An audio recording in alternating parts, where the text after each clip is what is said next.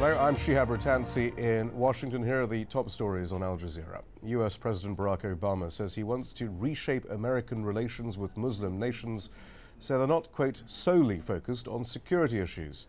Obama made the comments during a trip to Indonesia. He's scheduled to give a speech at the University of Indonesia on Wednesday. It's being billed by the White House as a follow-up to his 2009 speech in Cairo. But President Obama is cutting his trip to Indonesia short because of concern that the cloud of volcanic ash from Mount MERAPI could interfere with his presidential plane.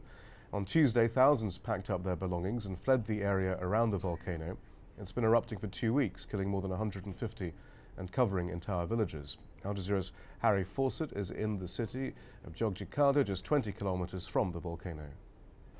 Well, we're here inside Yogyakarta's Expo Center, a convention and events hall, which has become an impromptu home to some 1,400 people who have been displaced by the events at Mount MERAPI. They're from the southern area near the mountain. Like many of such shelters, people come here to sleep overnight, many of them returning to their homes to check on their homes and possessions and, importantly, their livestock during the day.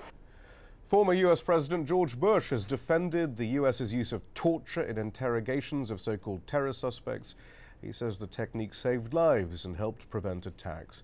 Bush made his comments in his first televised interview since leaving office to coincide with the publication of his memoirs on Tuesday.